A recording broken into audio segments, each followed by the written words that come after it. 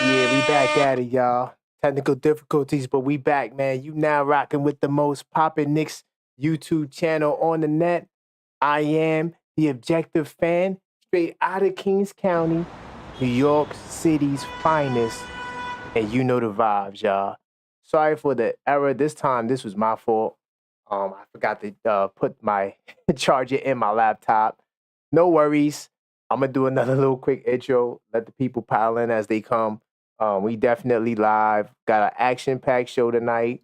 Salute to you guys for bearing with me in the technical difficulties. But look, I'm ready to cook, y'all. It's late night on a Friday. Get my camera straight. It's late night on a Friday. Salute to Sam in the building. We got the channel members in here already. I got to give my intro over. Okay, I gave a nice intro. So look, guys, check this out. So the New York Yankees recently lost. Now, I am not taking no slight to the Yankees. I am a Yankees fan, diehard Yankees fan since '96, right? And on this channel, I said that. Hold on, get the mic. See that? Early in the summer, I said that the New York Liberty is the best team in New York City. How many people remember I said that? By the way, the reason why I got the shirt on is because the shirt just came and I missed the parade and I'm hyped. And, you know, I'm riding with the Liberty till next year. They are the champions. New York City salute. They are the champions. Salute to the Yankees. They fought hard. They tried hard. And listen, to them LA people, do remember where that team came from. Do remember who gave birth to the franchise you now covet. That team is an East Coast team at heart. A lot of the old timers remember the Brooklyn Dodgers. Let's not even go there. Kings County, stand up. Anyway, so Yankees tried, but I told you guys all summer that the New York Liberty were the best team in New York City.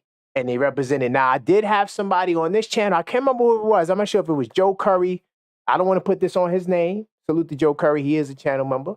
But somebody said that the New York Yankees, they were the best team in the city. And I'm like, well, if they are the best team, they got to prove it. They got to get the World Series, and they didn't get the job done. So, you know, it's a sad day for sad week for the Yankees fans, but the New York Liberty, we reign supreme. So that's why I'm rocking the shirt, y'all. And I got a fresh cut, so I didn't want to wear a hat tonight. But definitely salute to all the New York teams, right? No hate. This is not no crazy slight or nothing like that. Hold on, let me close this window out. This is no crazy slight. I am a Yankees fan, just for the record. I don't need the Yankees fans going crazy. So tonight, action-packed show. We're going to be talking about Karl-Anthony Towns. Is he a power forward? Is he a center? It's been a lot of debate on the channel, in the comments. So I said, you know what? That'd be a great level-headed Knicks talk. So that's what we're going to be talking about tonight. That's going to be our flagship topic. I'm going to give my case. I'm going to let you guys know off rip. I think Karl-Anthony Towns is a center. And no, I'm not saying that because of this Detroit Pistons game. I do want to review this Pistons game because I'm not going to get a chance to on This Week Inside the New York Knicks this Monday because I'm pretty sure by the time Monday comes, there'll be other things to talk about. So I do want to talk about this game a little bit. I'm not going to spend too much time. There's some things I did notice. Now, once again, big ups to the New York Knicks, y'all. They did what they were supposed to do. We were supposed to beat up on the Detroit Pistons, okay? And that's what they did tonight. No surprise here. I thought that Cat should have had, he should have sat out because he had a little wrist injury, and we weren't going to need him to beat the Detroit Pistons. I mean, let's keep it real. It's the Detroit Pistons, right? But he played, and does that mean that Cat is not as soft as we think he is? I don't know. We'll talk about that a little later. Let me pause this. But there's some things I noticed about this game. The only stat that I like, I mean, of course, Brunson getting 36 points. Salute to Brunson for that, right? I like the 3 starters getting 20 points, and I like that all 5 starters were in double digits. I like that. That means the ball is moving. Everybody's getting their shots. They're in a nice groove. But there's some other things about this game that I noticed. Once again, defensively, this team is incredible. And I've been saying it. I think that we are the best defense in the league. And it's looking like it. And now this is the Pistons. We can't get too hyped. we can't get too hyped. I think the Pistons had 22 turnovers. It was a steal fest. The Knicks had 16 steals. Incredible. And I like when we turn over bad teams that are prone to turnovers. I mean, this game is just about doing the things that you're supposed to do as a good team. We know that the Knicks were the second best team last season in terms of beating up teams under that 500. I believe the stat was 29-6. I could be off by a game or two, but it was around that mark. They dominated teams that were under 500. Another key thing too, or cool thing, is they did score 51 points in 15 minutes. Once again, I know it's the Pistons, but a lot of people said that Mikal Bridges' shot was broken. By the way, I got a short comment. I forgot to post it. Me talking about Mikal Bridges' shot, because everybody was going crazy about his shot was broken. Me, the level-headed Knicks fan, I was the only one to say his shot ain't broken. It's preseason. Let's at least get the regular season to see what happens. I told you about muscle memory. I told you about, because I'm not an NBA player, but I do play basketball actively now. I play a little semi-pro, play against pros, all of that stuff. And when I work out, I do all types of crazy stuff in the workout. I'm shooting crazy fadeaways. You play me one-on-one, I'm going to be taking you off the dribble, doing things I probably wouldn't do in a regulation game, right? And so he's been tweaking his shot for 7 years. His shot is not broken. Look out for that short is coming, right? A couple other things, too. The defense on Cade Cunningham in the first half was impressive. They held him to 2 points in the second quarter. He started to turn up in the third quarter. He did finish with, I think, 22. Yeah, he did finish with 22 points. Cade Cunningham's going to get his. By the way, some of these players in this game is a part of the Parlay Builder. I'll talk more about that. The Parlay Builder is a part of my channel membership that I offer to you guys. And we make parlays together. And I'm noticing some trends. Salute to J-Tap. New York City, salute to him. He's up in there. A couple of people's in there. And we're going to be talking more about that. But Cade Cunningham, he's going to get his points. He managed to get his points. Interesting thing, though, too, like the Pistons, they came back when they had the small lineup. That kind of took me off guard a little bit. I'm like, what's going on? I see some more people in the building. Let me say what's up before I continue. MB says, Cat is a power bottom. Oh, wow. Whoa, what's with the car? We're going to get the karl-Anthony Towns, but what's with the karl-Anthony Towns disrespect? Why is he getting it? I don't understand. I mean, I get it, but I don't get it at the same time. AP says great win, but the NBA's up there tricks again with these Lakers taking 41 free throws. Listen, man, the Lakers is a LeBron James. I cry, I get the call. By the way, salute the coach in the building. Knicks Tape Madness Discord server. By the way, in order to get a part of the Discord server, you also can join the membership. But salute the coach in the building. Coach, this topic is for you tonight because, Coach, I keep giving him his props. He is definitely someone who was talking about Towns since he's been on the channel. I remember before there was even a talk of the rumor, because yes, every year there's a karl-Anthony Towns rumor, but sometime last season, Coach came to the channel and every show he would mention karl-Anthony Towns. And I'm like, why are we talking about this guy? But salute the coach because he's going to be amening me. He's going to be like, I told you some of the stuff I'm about to say. And salute the coach, though. He was on the money. He was one of the few ones to say, yo, we need to trade for karl-Anthony Towns. Screw what anybody else thinks. That's the player that we need. What else? Then, in the second half, I noticed that they tried to have Tim Hardaway Jr. Salute to Tim Hardaway Jr. I'm not going to give him an air horn, but, once a Knick, always a Knick. And he actually came to the Knicks twice. You know what? I'm going to give him an air horn. Salute to Tim Hardaway Jr. because he did come to the Knicks twice. Anytime he's your best defender and he has to guard the opposing team's best scorer and guard him from 94 feet, good luck.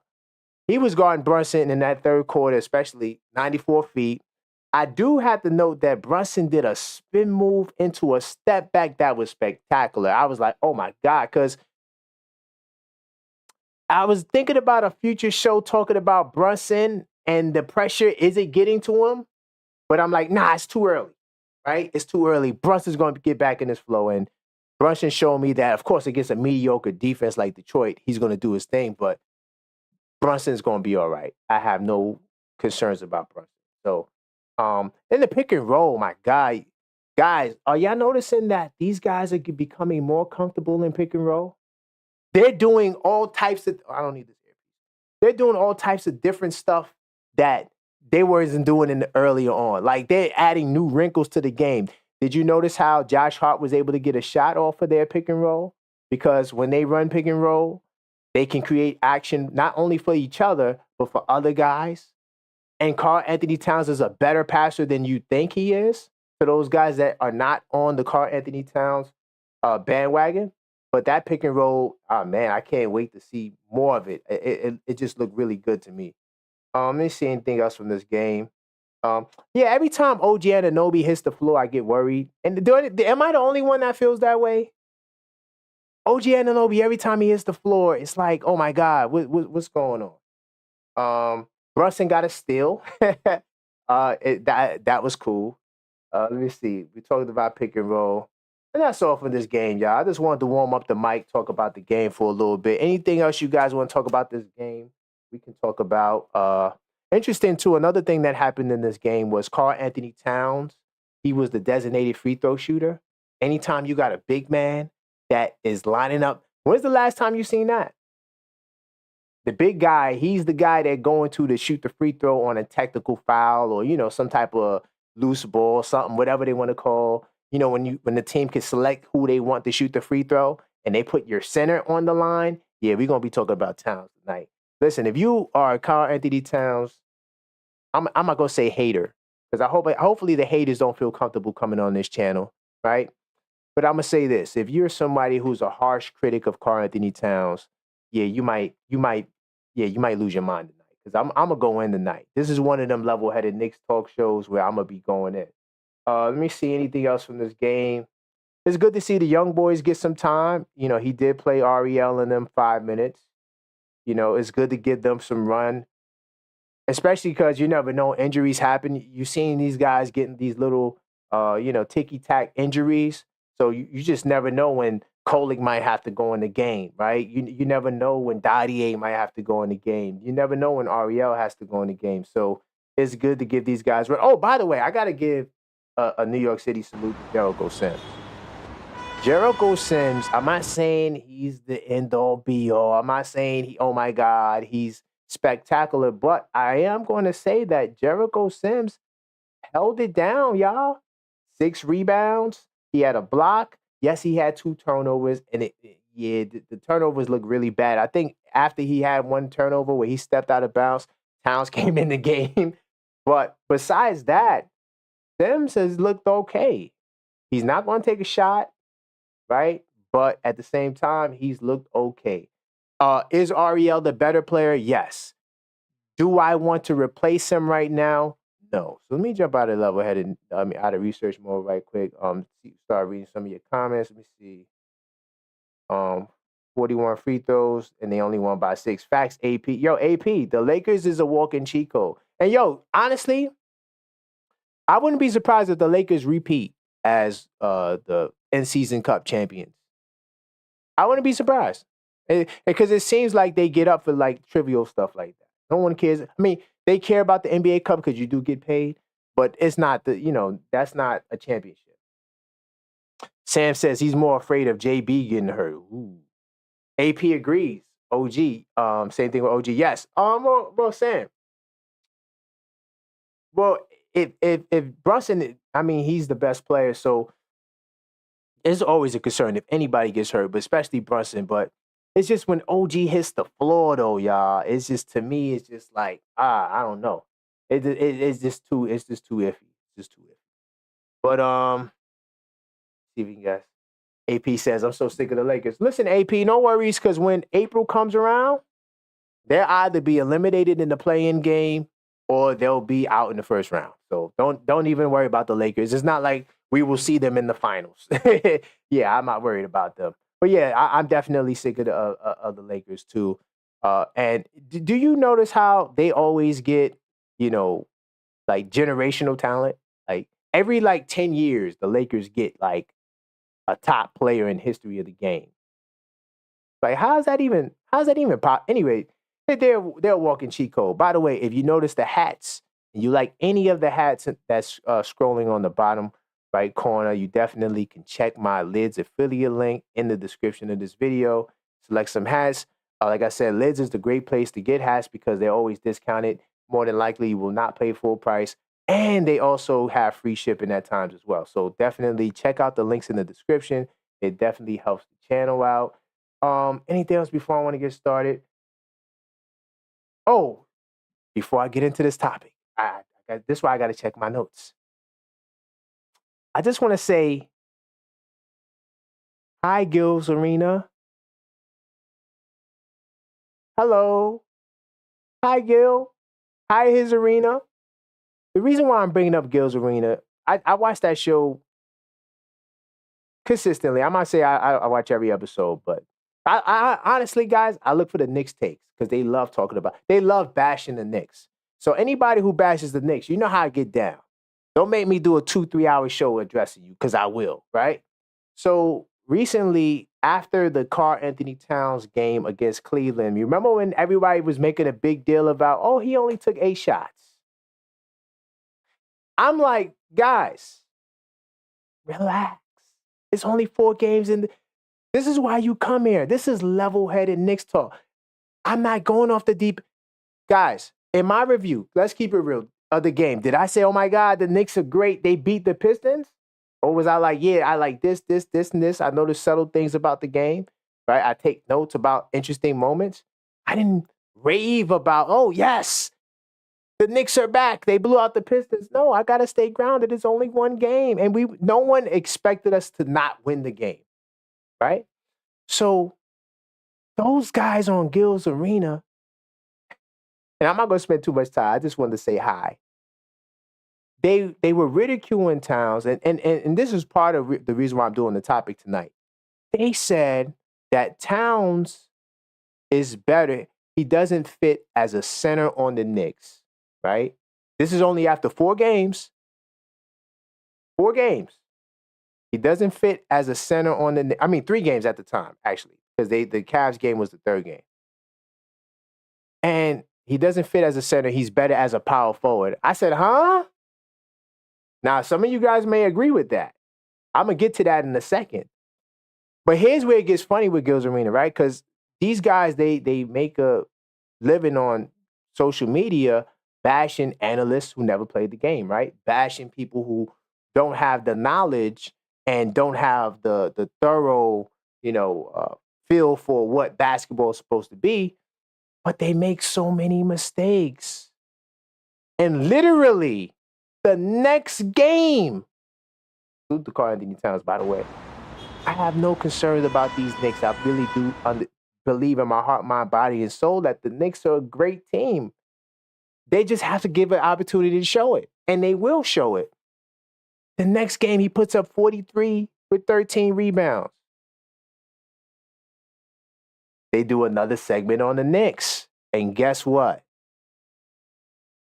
Hi to the ex-Knicks on that show. Hi, Kenyon. Once a Knick, always a Knick. Kenyon Martin is one of Towns' biggest critics. He went in on him when he only had, 12 points, 8 shots? He went on Towns. Oh, man, I told you. He only shoots threes and dunks, right? Remember, he said that before he said that. He didn't say not one word. When Rashad McCants, salute to Rashad McCants. I almost gave him a salute. I'm not going to give Rashad a salute yet. But Rashad McCants went on there and said, look at Karl-Anthony Towns taking it to the basket. That's all I want to say about Gil's Arena. I'm not going to go in too much on them, but Kenyon Martin was quiet after Towns had that 43 and 13 and was doing it in the paint. Had nothing to say. Just a thought. Anyway, let me get into the flagship, y'all. Let me see who else is in the building. Salute the AP. AP going in. Yeah. I'm with you, Sam. We definitely sick of the LA in totality. The Nets are looking good. That's bad. If the Nets are looking good, like if you're saying the Nets is looking good because they're winning, that's the opposite of what they want to do because they want Cooper Flag. So they need to look bad. My question is, are the Cavaliers really that much better? I don't see it. Ooh, AP. Yo, by the way, AP, I'm glad you said that. Salute to my cousin. I'm not sure if he's in the chat. I told him I was going live, right? He's part of the reason why. Well, no, I wasn't late. I actually was on time. the live got, I had to redo another live. So I actually was on time tonight. Anyway, he's a Laker fan, but he is sold on the Cavaliers. Don't ask me why. And he's telling me the Cavaliers are this, that, and the third. Okay, cool. And I'm in a debate with him, showing him why, the Knicks is better. The Cavs are a good team. Honestly, I'm going to say this, y'all. The Cavs might be the third seed in the East. Might. I can't count the Sixers out yet because we did not see what happens when Embiid actually plays, right? And George, will he actually sit out back-to-backs? There's a lot that goes into an 82-game season. So I'm not ready to knock the Sixers off of the third seed just yet, even though it's looking like they won't be, especially if Embiid is not available. But I wouldn't be surprised if the Cavs take that third spot. Like, it wouldn't be out of the question. I'm just going to keep it real. It really wouldn't be out of the question. Now, I got my Knicks number 2. The Knicks is number 2 in the East. Salute to the Knicks. I've been saying that all summer, and I'm going to continue to say it. My thoughts are not going to fluctuate and change on that unless, injuries happen, something crazy like that happens. Then, of course, you got to change your expectations. But besides that, yeah, no. Salute to everybody coming in the chat, man. I didn't get into the flagship topic yet. You're here at the right time.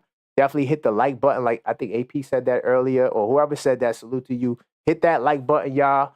I'm about to go in. This is going to be one of them shows where it's going to be pretty good. So we're talking about Karl-Anthony Towns. Is he a center? Is he a power forward? Is he a center? Is he a power forward? I'm going to say this. I'm going to answer that question right now because I got like 10, 11 points I'm going through. Okay? I'm going to say that Karl-Anthony Towns is a center. He's a center. He's not a power forward. Now, as I get into my first point, could he play power forward throughout the course of the game? Of course. Now, I'm not saying that you can't, because he can stretch the floor. So his ability to shoot, you can put him at the 4 just based off his ability to shoot. And most of the time, these 4s are weak. I mean, do you want to go through the list of 4s in the league? Most of them are 3s. So, yes, he could play 4, but I think he's a 5. And let me get into my first reason. So, just because I say Karl-Anthony Towns is a 5, right? That doesn't mean that he doesn't need another big man on the floor with him.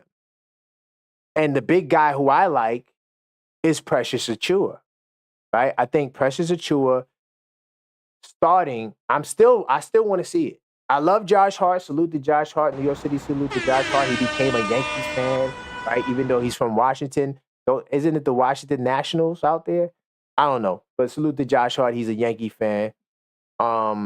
I love Josh Hart. I think that he's shown that it doesn't matter if you start him or play him off the bench, he's going to do whatever he does. I just would love his production off the bench. I really just want to see it. You know what I'm saying? Like I really believe that Josh Hart could be a 6-man of the year candidate if he was consistently a 6-man because he can score and he'll have the free range to do whatever he wants on that bench unit. Yes, he has the free range to do whatever he was as a starter, but every good center needs a solid power forward. When you look at, okay, did we talk about the Knicks? The last time we had a really good center, great center, was Patrick Ewing. Patrick Ewing had Charles Oakley, who did a lot of the dirty work, who was like a rebound leader, who was an enforcer, who did a lot of the work that Ewing didn't want to do. Why do we have it in our minds, bodies, and souls that Karl-Anthony Towns has to do the dirty work when there's been a history of 5s not having to do those things? Like, why is it that Towns has to be even like the best paint defender on the floor? Like, if you had like a Bobby Portis, why wouldn't I think Bobby Portis would be the perfect complement with Towns. Could you imagine both of them? Could you still get 5-out basketball? Bobby Portis can guard 5s. He plays power forward. he would be perfect. But right now we have Precious Achua. All right. There is no trade, right? Though there are trade targets. I mean, Grant Williams is out there. He's not that tall, but Isaiah Stewart. I wasn't really impressed with what I seen from Stewart tonight, but that's just one game and it's the Knicks. Hey, Marcus Morris is still out there. So there may be other guys, but if you start Precious Achua with Towns and let Precious do the dirty work, it's only going to make Towns a lot better because now, depending on the matchups, Towns don't necessarily have to wrestle with the fives. I'm more concerned about Towns banging with the Valanciunas types versus Embiid and Jokic. Because Embiid and Jokic, yes, they can post you up. They do a lot of damage from the perimeter. And in order to guard Jokic or Embiid, no one guy is guarding Jokic or Embiid. Salute to Paris Duggar in the building. I appreciate that super chat. New York City, salute to you. Oh my God, still Knicks fans in the building. Represent the Still Knicks fans, y'all. Definitely, a lot of you guys are already in the Still Knicks fans chat, but definitely subscribe to Still Knicks fans, man. That's the family channel right there. That's one of our good peoples in the Knicks community. Salute to Still Knicks fans. But Paris Duggar says, salute, fam. Thank you for the support. I do appreciate it. I'm cooking it right now. I'm talking about karl-Anthony Towns as a 5. So my first point I'm on is him needing a powerful, or he should have a power forward there, like somebody that could take the pressure off of him, because Knicks fans has this philosophy that, karl-Anthony Towns has to be the main anchor on the defense. Like, you can't put a power forward there like a Bobby Portis, perfect example. I like Precious Achua, though. I don't think there's somebody that we can trade for outside of Portis. Portis actually might be available because the Milwaukee Bucks looking like they're a train wreck, right? So maybe Milwaukee wants to unload assets. I don't know. But outside of him, Precious Achua to me is the best we have at playing the 4 right now. Unless, like I said, December 15th, guys become available. Who knows? That may change. I just want to see it. And I think that he will take a lot of pressure off of Towns because, Precious can give you, even if it's 2 fouls or even if it's just a couple of possessions, okay, just wrestle with this guy, let Towns, defensively stay on the perimeter, right? So to you guys that's saying that you want Towns to play the 4, he could be the 4 on defense, and on offense, he could be the center. Like, it doesn't have to be, one way, right? It can flow. So, yes, I do agree that, Towns may not be the best anchor, right? But at the same time, I do believe that he can do a good job. And he has been doing a solid job. Did he get a block tonight? Yeah, he actually did get a block tonight. And we've seen that karl-Anthony Towns, he averaged 1.7 blocks a game as a rookie. He had another year where he had, 1.7 as a rookie, 1.6 in one of his later years. So he's, he can get you right under 2 blocks a game. I'm not asking for him to be all NBA defense, especially when you got the wings that we got. Look at Mikal Bridges and OG Anunoby out there on the perimeter, and even Josh Hart. Those guys look really incredible. So I do think that he's going to need a big power forward there to rock with him. And by the way, salute to Parrish again for the other super chat. I do appreciate it. Definitely salute. Definitely support. And definitely get the likes up, y'all. Definitely get the likes up. Let me see what you guys talk about in the chat. Knicks are very good shape. Salute to AP. Knicks are very good shape in the future as well. The payroll, facts. I do agree with that, AP. And remember, I'm not sure what I could go into the contract. I'm not, because I want to stay on topic, but I'm pretty sure when we're talking about salaries, Mitchell Robinson is a guy who's kind of, I don't want to go there because there's a lot of good Mitch fans on here, but he has $14 million. I think next year it goes down to $12 million. That can be moved easily. There's a lot of teams that would love to absorb that salary. So, the Knicks can shed salary if they have to, right? Salute to Maxine in the building, Maxine. Okay, Maxine, you feeling generous? Salute to Maxine. By the way, last show, she gave out like 2 memberships last show. I'm not saying she's going to give them away every show, but Maxine, she's somebody you want to be cool with. She's in the chat. She's the chat monitor. She makes sure to get the likes up, and she might feel generous. I don't know. Let me see. Nick Shack says, Parrish, can you stop worrying? Randall's shoulder was in Joker's chest all night last night. Man, this is a Knicks show, but Knicks Shaq, I do agree with you though that Randall, his shoulder's fine. See, a lot of people, and I pointed this out, a lot of people don't even know that Jalen Brunson also dislocated his shoulder and had a shoulder injury and recovered from it. So just because you have a shoulder injury doesn't mean that you're doomed for life. Now, as long as he doesn't dislocate it again, then he probably would have to go back through the same procedure. Let me see. Still, Knicks fans say the Knicks are slowly building chemistry every game, and they're getting a little bit more fluid. Facts, still, Knicks fans. It's early. Listen, guys, this is why you come here. This is level-headed Knicks talk. You know we're not jumping off the deep end. We're going to take it one game at a time. Let me tell you something. I haven't looked at no league leaders in stats, nor do I look at the standings. I'm ignoring it till I get to game 10.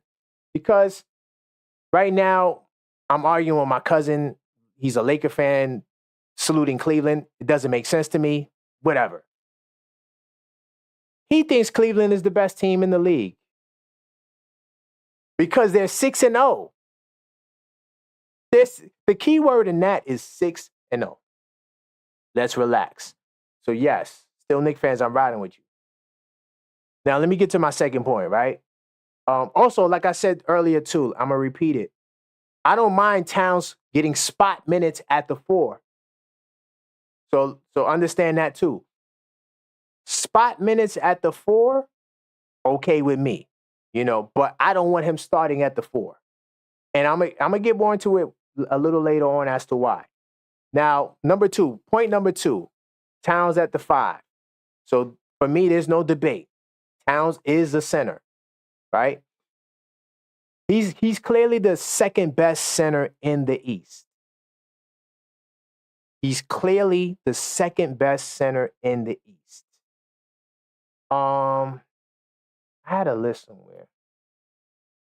I don't even need the list because honestly, the center spot in the East is slim at the top. So in the East, you have Joel Embiid, of course, he's the number 1. There's no competition. Joel Embiid is number 1. He's a former MVP, and he's the only MVP in the conversation. Giannis is a 4, but if Giannis was a 5, he would be probably number 2 as well. It'd be between them two battling for the best center in the East. So then you have KP, you have Bam Adebayo, right? You have, who else you have in the East? Miles Turner. Even though Miles Turner is not up there with those guys. Towns, right? Off rip, if you take Towns and put him at center, he is the second best. I did a show talking about KP already. That was like last month's level-headed Knicks talk. We know that Towns is a better shooter than KP, right? He's a better scorer than KP. He could be a better rebounder he is a better rebounder than KP. That's not even a debate.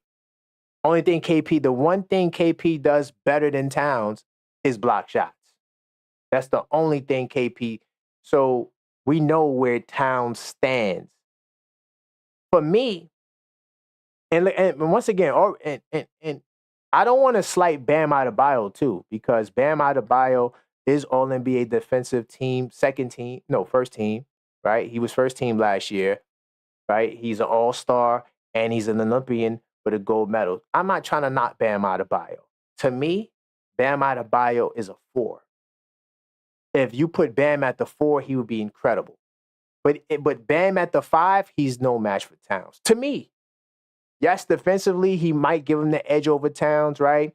But rebounding, shooting, scoring, setting picks, scoring off screens, all of that good stuff. Oh, yeah, we're going to talk about that too. We're going to talk about that. That all goes to Towns. He's clearly the second best center in the East. And let me see.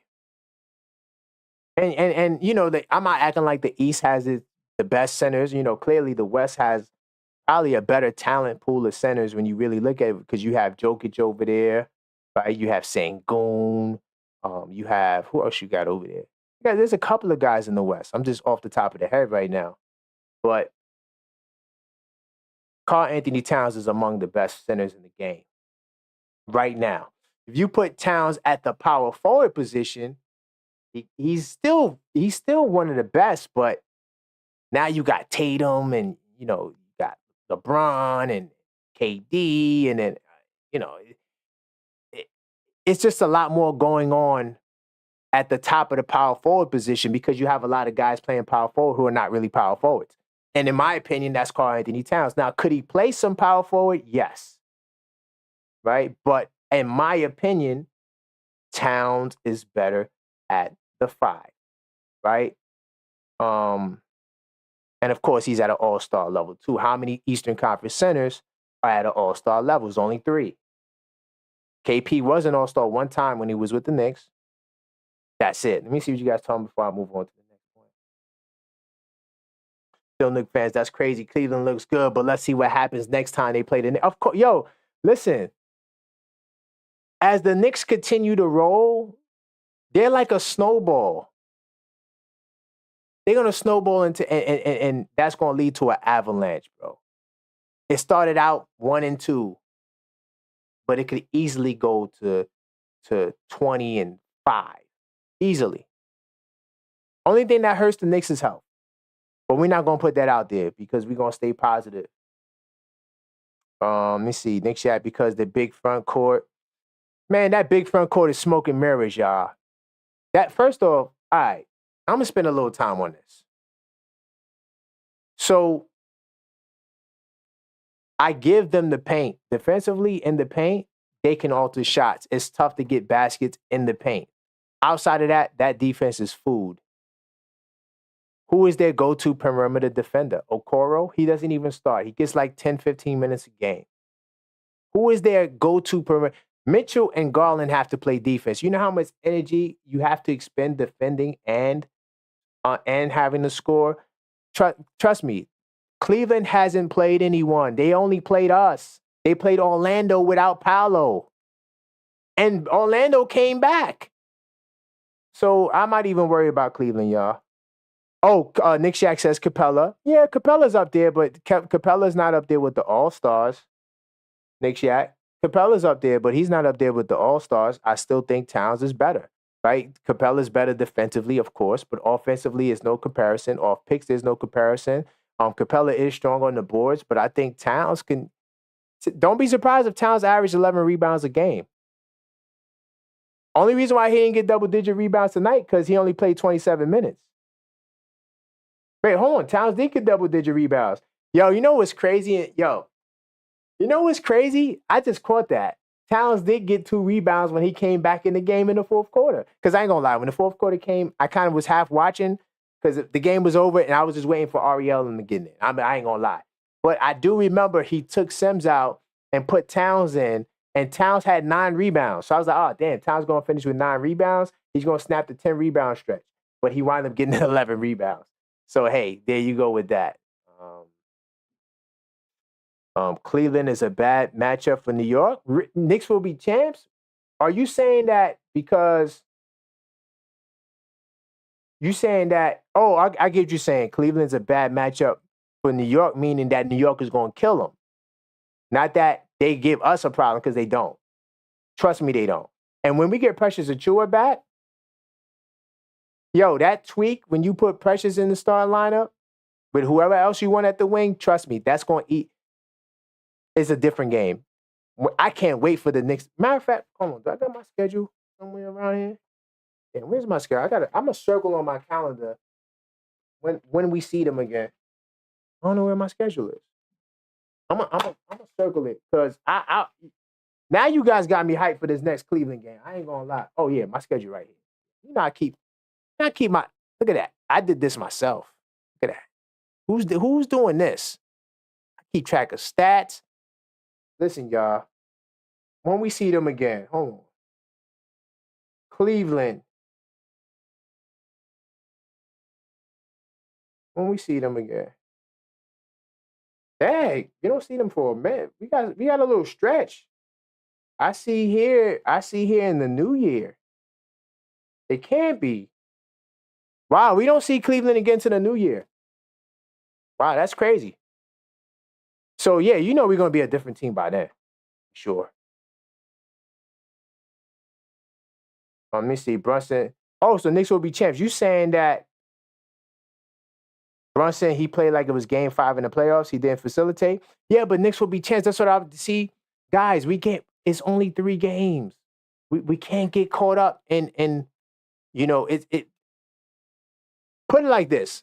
It's game 5, and this team is better than game 3 already.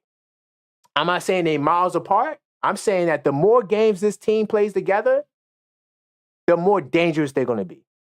And when they get Precious back, boy, the stuff that you're going to see is going to be, listen, I'm not saying Precious is a world beater all-star. I'm just saying.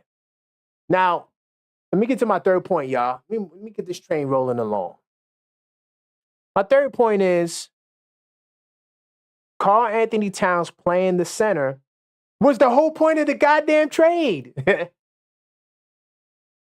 Are we going to act as though, okay, cool. So this is to my power forward people. This is who I'm talking to. If the Knicks wanted a power forward, they didn't have to do the trade because they had a power forward in Julius Randle. Ding. To everybody that's saying Towns is supposed to be the power forward, I'm not trying to, I'm just saying it's obvious. If they wanted a power forward, to me, and I still feel this way, though I'm not going to ride as hard for it, Julius Randle is the second best power forward in basketball.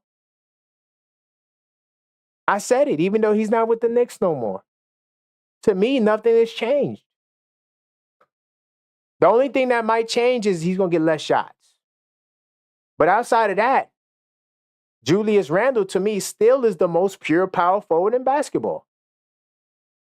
Not the best, the most pure power forward in basketball.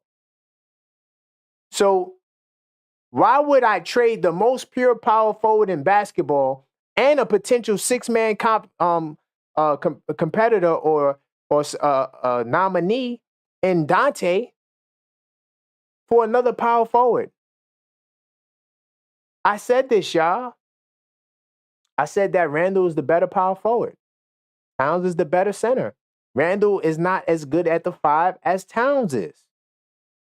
And to me, Randle's a better power forward than Towns. So if I was doing the trade because I wanted a power forward who's just taller, but that's it, why would I do that trade? That's why I got a poll coming too about Mitchell Robinson. This is why I think they're going to trade Mitchell. Because, okay, so you're going to start Mitchell Robinson when he comes back and move Towns to the 4? That doesn't make any sense to me. It just doesn't make sense to me. Anyway, but look, Coach Tibbs is on the record saying that, we love Randle. I'm paraphrasing here. I love Randle, but we needed a center. I didn't get a chance to pull the source, but I talked about it on the podcast. The reason why they did the trade was to get a center. They didn't have a center. And think about it, too. If you, all this talk about who won the trade, I don't really like to get into that because I feel like it's too early. I feel like you probably won't know who won the trade till years down the line because if New York wins the championship, it's going to look like New York won it. But then if Minnesota wins a championship 2 years from now and New York doesn't get back to you see what I'm saying? Like, who won the trade? It might take a long time to really see. But I'm going to tell you right now, if you put Towns at the power forward position, you lost the trade. Because you had the second best power forward in basketball, in my opinion. You had the most pure power forward in basketball. You had a multiple-time All-Star, All-NBA power forward. Why would you take Towns, who's the best center since Patrick Ewing? By the way, a lot of people say that. That's not my reasoning. That's not one of my points. It's just it's an additive, right? He's the last center to score 43 points since Ewing.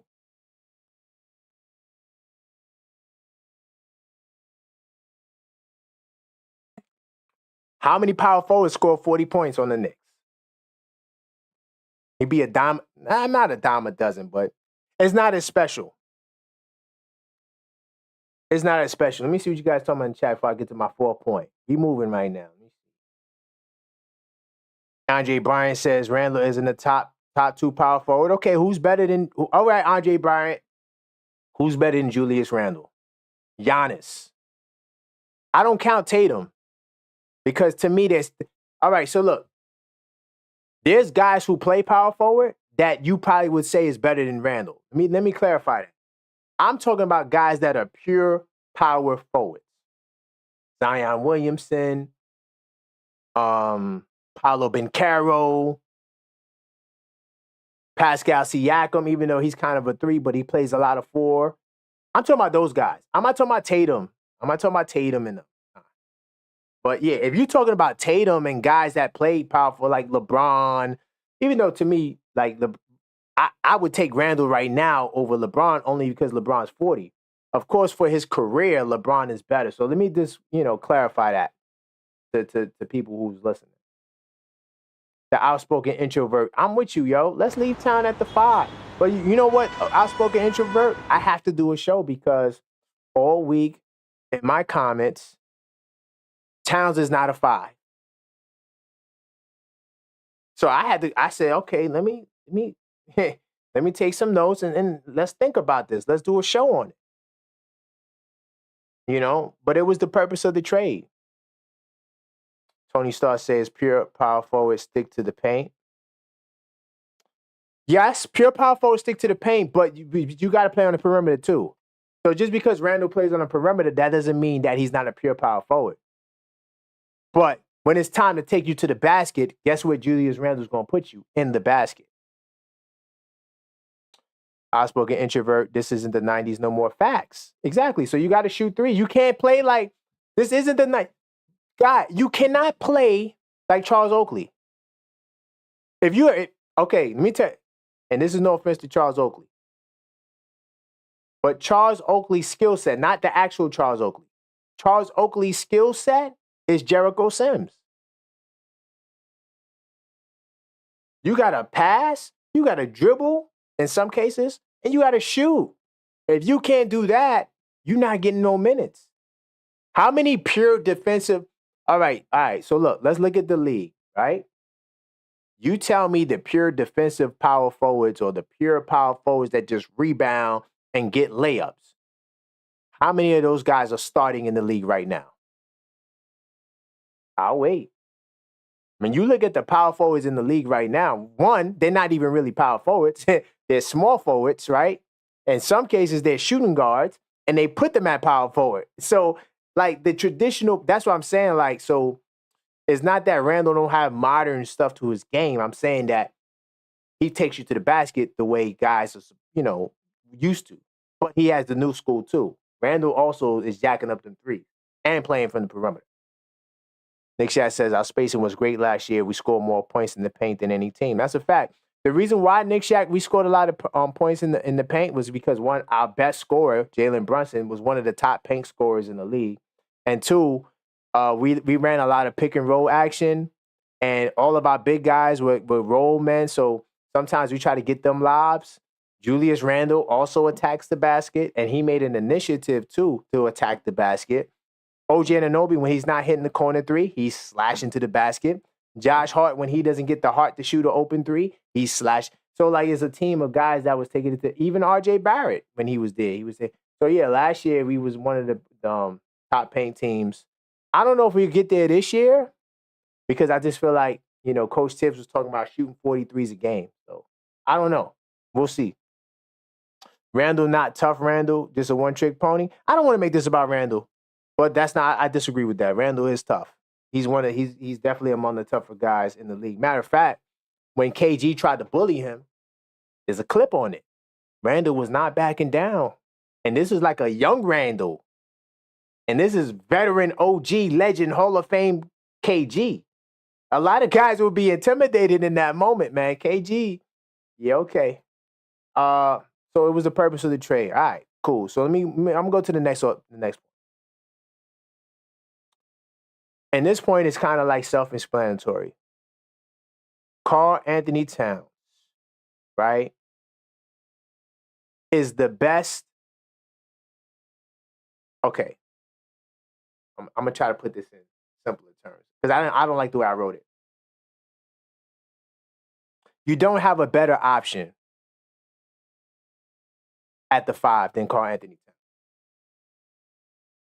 You don't have a better option at the 5 than karl-Anthony Towns. So all you guys saying to move Towns to the 4, what option do you have that's better? Was Rudy Gobert better than karl-Anthony Towns? In some ways, right? In some ways, you say, okay, he's a better rebounder and he's a better defender, allegedly. I mean, I might try to slander Rudy, but I don't want to go there. But anyway,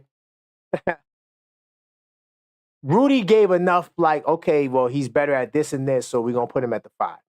Okay, so now you got to give me a 5 that you can actually get. Because think about it. We've been trying to get 5s all summer. So what is your better alternative to Towns at the 5? None of the centers we had in trade rumors, Clint Capella, Nick Richards, Walker Kessler, none of those guys are on his level. And once again, this is another additive point. This is not a main bullet point. He is the best center we've seen since Patrick Ewing.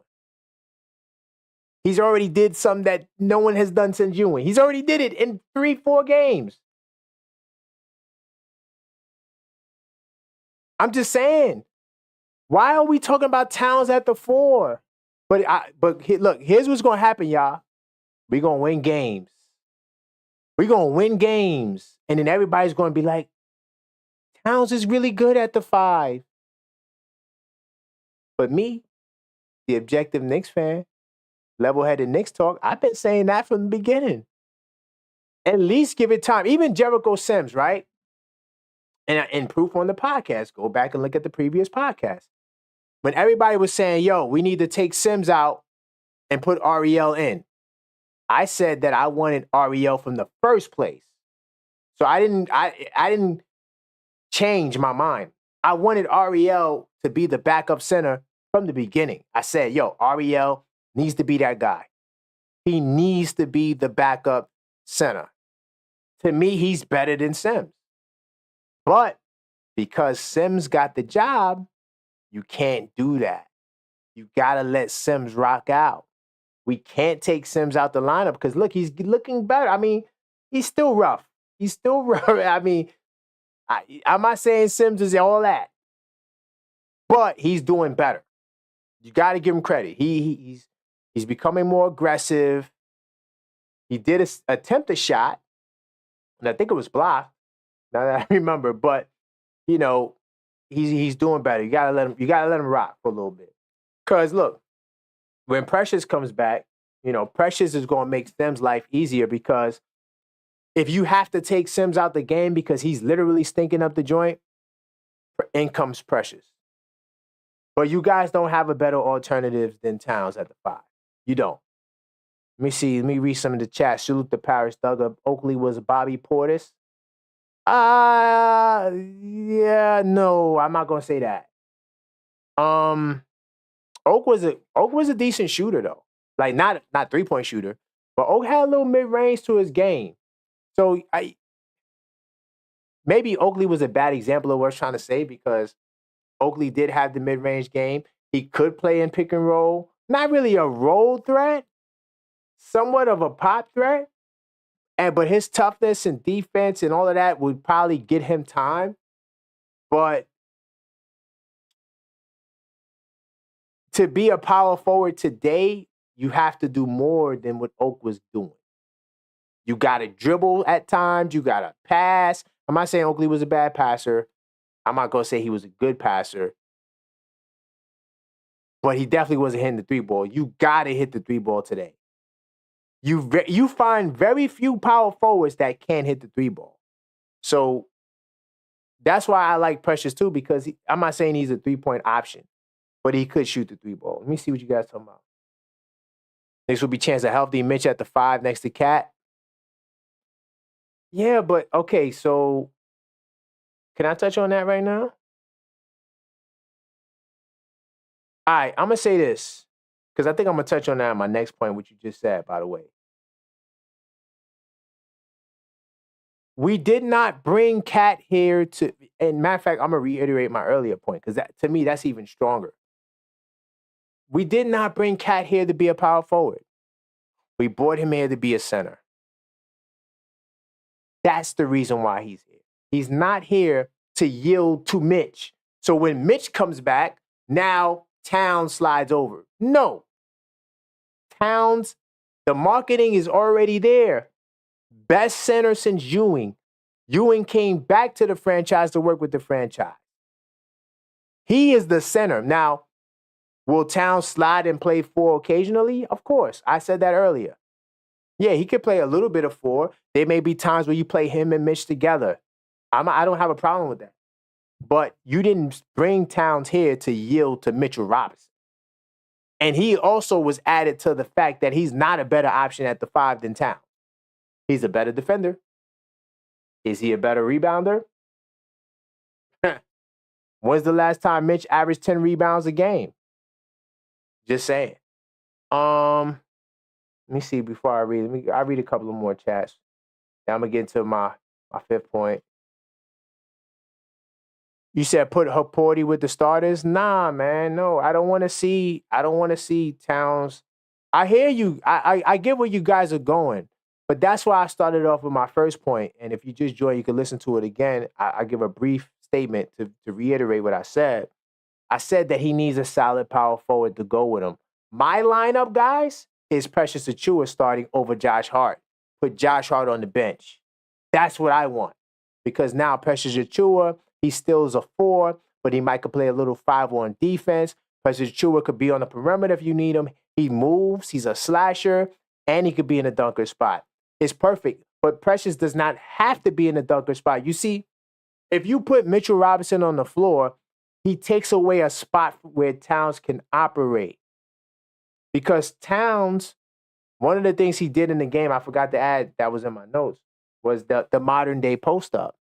The modern day post-up is the Wemby effect or the Towns effect, which is your big guy taking the center off the dribble and driving to the basket. Not taking him off the dribble to shoot, taking him off the dribble and driving to the basket, getting hook shots, getting layups.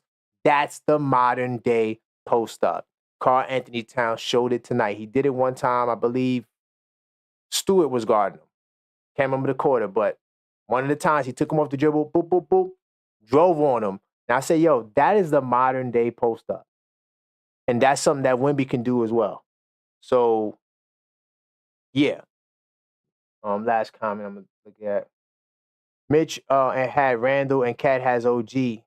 Mitch didn't have over 10. No, he did not have over 10, Knicks Jack. That's my point. So why am I going to move Towns, somebody who gave me 12 rebounds a game, and who's looking like he's going to give you 11 rebounds, right? Why would I take him and move him to the 4? Now he's going to get less rebounds. My next point is his skill set as a stretch 5 is more valuable than at the 4.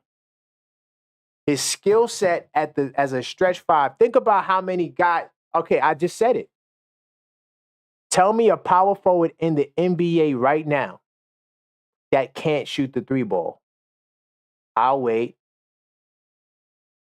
Can you please tell me a power forward in the game of basketball that can't shoot the 3 ball? I'll wait. Now, I'm willing to bet you ain't going to find more than 5 guys at the 5 spot that you want taking 3s consistently, even though 5 shoot 3s. I'm saying because I'm talking about 5 threes a game. Karl-Anthony Towns as a 5 is more valuable as a stretch man than at the 4. Because at the 4, he becomes like everybody. Okay, you put Karl-Anthony Towns at the 4. He becomes Kevin Durant, Michael Porter Jr. I can name many examples of tall guys that shoot 3s at power forward. If you keep him at the 5, and now Clint Capella I'm sorry, my bad. Getting too passionate. I don't do that. This is a family show. My bad. But Clint Capella, Andre Drummond, all those big guys that like to play in the paint, now they have to go on the perimeter to guard Karl-Anthony Towns. Versus if you put him at the 4, now you got guys like OG Anunoby, Derrick Jones Jr., Jaylen Brown. All these guys can guard the perimeter. So to me, he's way more dangerous as a center. Because listen, guys, and I need you New York people to understand this. He showed it in the Miami game. There is not a center in this game that can guard Karl-Anthony Towns. I said it. Yes, I said it. There's not a center in this game that can guard Karl-Anthony Towns. Matter of fact, you'd be better off putting a power forward on Karl-Anthony Towns. Why? Because if Karl-Anthony Towns is at the power forward position, he's going to be on the perimeter. What did you see Towns do from the outset? He's taking it to the basket. Whether he does the modern day post up, which is off the dribble crossover, take the man to the inside, or whether or not he just posts you up. Because that's how he starts out. Look at how Towns has been playing. He goes to the block. He goes to the block. Think about that. So now if you got big Mitchell Robinson down there, how he going to go to the block? Now the block becomes crowded. And also remember too, and yo, by the way, I'm going to salute CP, Knicks Fan TV. He said it. He said, yo, the Knicks are going to trade for Towns because they want to play 5 out. They want to play 5 out. You don't play 5 out with Towns at the 4. You play 5 out with Towns at the 5 because it's hard to guard. They cannot guard him. I wouldn't be surprised if Towns averaged 27 again. I'm not saying he is. But I wouldn't be surprised because there's literally no defense for him. We didn't even get the pick and roll yet. I didn't even get there yet. I'm letting you know it's coming. I didn't even get there yet. There's no defense for a guy who's 7 foot and shooting 41. Matter of fact, no, we're not doing that. And I'm going to jump back in research mode. Hold on. We're not doing that because they said what the stat is. By the way, I don't look at league leaders. I haven't done it. I'm waiting for the 10th game of the season. But what is Karl-Anthony Towns shooting from 3-point percentage right now? Wait, what did they say his 3-point percentage is right now? And I know this is early and I don't care. He was shooting 72% from 3. I have it in blue highlighted. 72.7% from downtown. At the 5. I'm telling you right now, you put him at the 4, he's going to look like Minnesota cat who you get mad at and say, well, dang, he's not even posting up. You know why? Because the offense wasn't designed to have Towns posting up. The offense was designed to have your 41% 3-point shooter on the perimeter. For some reason, Minnesota valued him there. The Knicks said, no, we want a better version of KP. That's how we're going to neutralize KP. We're going to get a better version of KP. And guess what? They're not going to be able to guard him. By the way, and since we're in basketball reference, I could do this real quick. I'm going to go to the game logs because I want to show y'all something. I want to show y'all something in these game logs. Because we all been watching basketball a long time, right? A lot of us. Some of us are new in the chat, whatever, but a lot of us have been watching. Hold on, here's my game logs. A lot of us have been watching basketball a long time. And I want you guys to notice something, right? Because when Gil's Arena, they did their little show, remember? They did their little show after the Cavs game, and they said, oh, Towns is not a good fit, and Towns should be a 4. He's more of a 4. Remember when they said that, right? Notice here. He had 13 points off 8 shots, right? He shot 50% from the field. The game 1 against Boston, he had 12 points. He's shooting over 50% from the field. The game against Indiana was a blowout. That's the only reason why he didn't go in. He could have literally had 40 against Indiana, but it was a blowout. He had 32 minutes. Okay, cool. Not bad. Bottom line is he only got 11 shot attempts. The reason why he was able to get 44 because he got 25 shot attempts. How many shot attempts he got tonight? I'm pretty sure he got a good amount. Hold on. Let me go back. Tonight, Karl-Anthony Towns, he got 18 shots. 18 shots, 21 points. So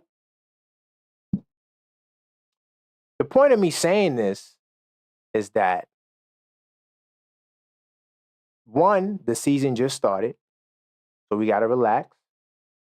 Two, you clearly see the benefits of him getting more shots.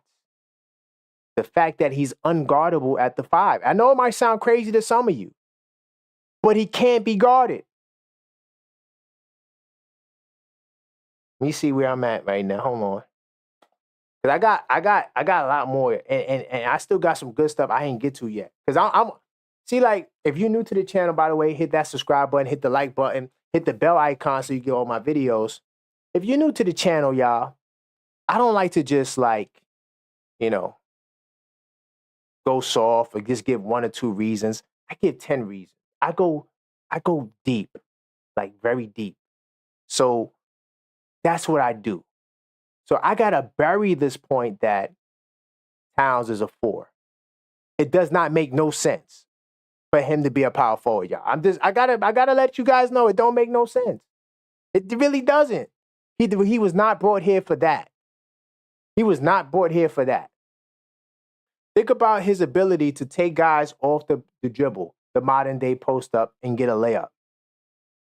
Only he, Wemby, Jokic, if he feels like it, Embiid maybe can do that. Not too many centers is taking guys off the dribble and getting layups. KP definitely doesn't do that. No, he does not. Most centers don't do that. You need that advantage at the 5. And then, like, when he goes up against the big centers, he could do the modern day post up. When he goes up against the small centers, what does he do? Barbecue chicken. Like Shaq says, right? Barbecue chicken in the paint. The stretch 5 will always have more value than the stretch 4.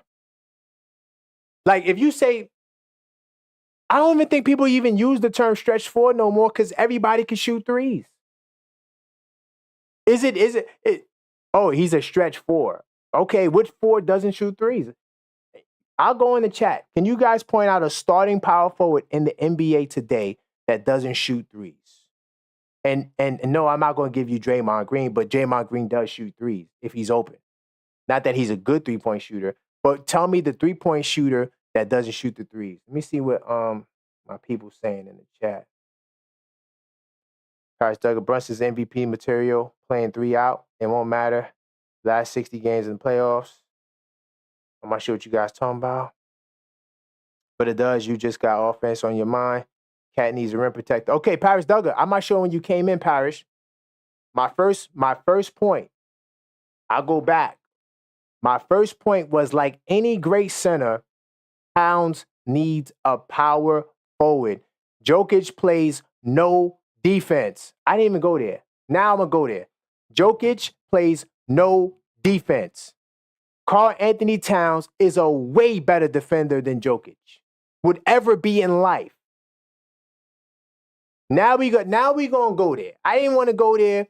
Jokic don't play no defense. Embiid stop playing defense. Embiid might not even play half the damn time.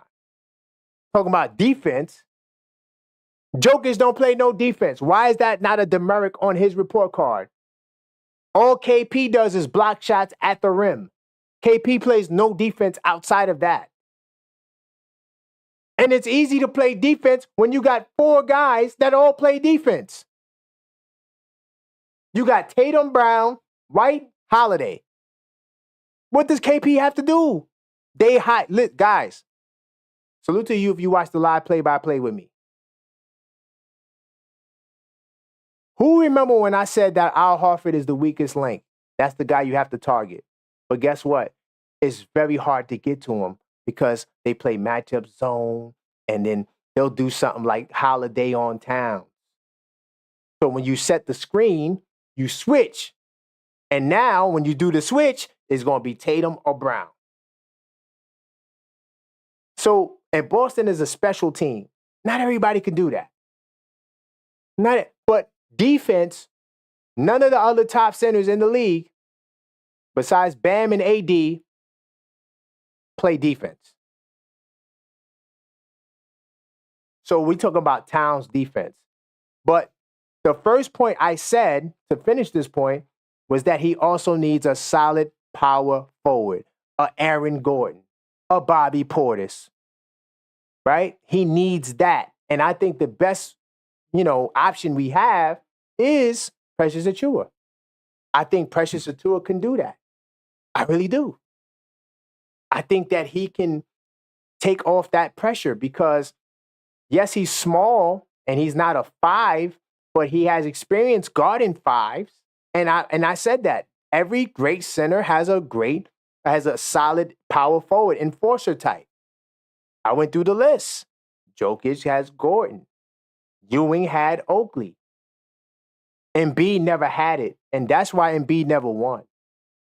But that's a whole nother topic for a whole nother day. Right? Giannis, even though he's a 4, but he has Lopez, he has Porter. And Giannis is a really good defender too, by the way. But on his own. But my greater point is I'm not of the mindset of this lineup. Just Paris Thugger for the record. My starting lineup is Precious Achiuwa over Hart.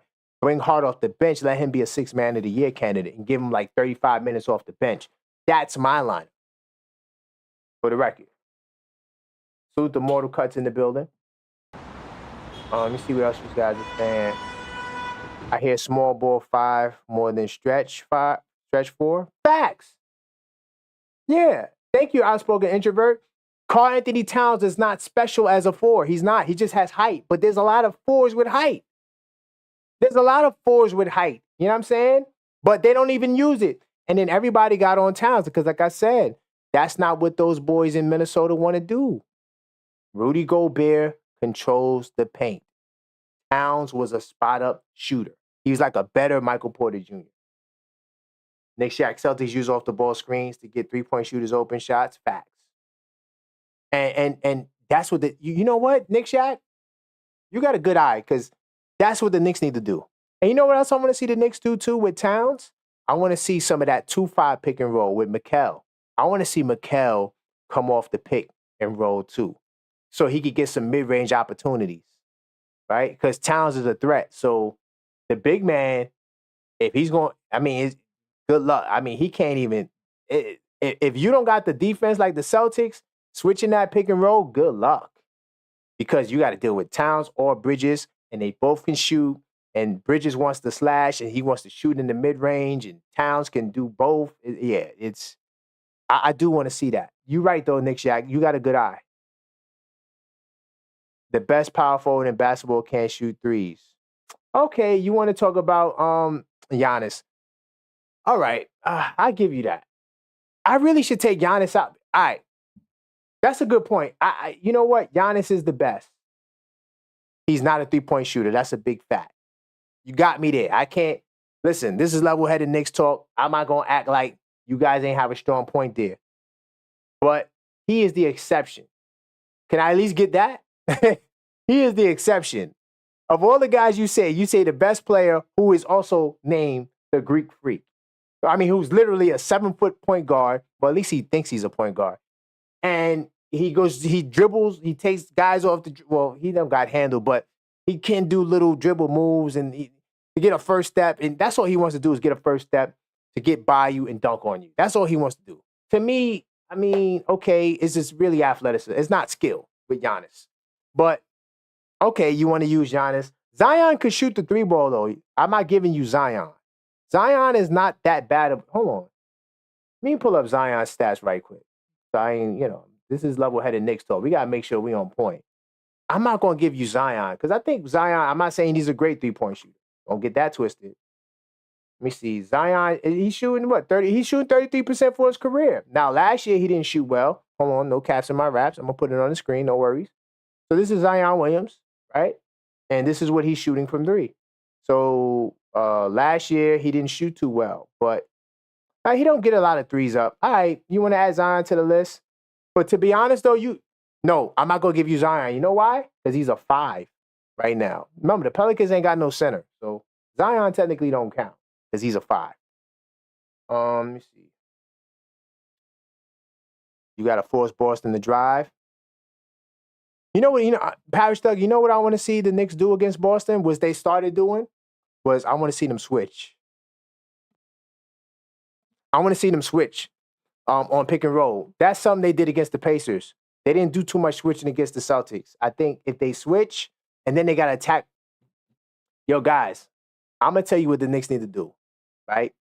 I'm not saying I know more than Coach Tibbs, but when they try to hide Al Horford and they put Al Horford on Josh Hart, one, Josh Hart needs to eat his food, right? He needs to eat his food because Al Horford can't guard Josh Hart, period, right? But two, they need to do, if Josh Hart is the power forward, they need to do 1-4 pick and roll to get the mismatch on Horford. That's what the Knicks need. The Knicks never did that. Now, one time did they ever use Hart as the screener to get Horford in pick and roll.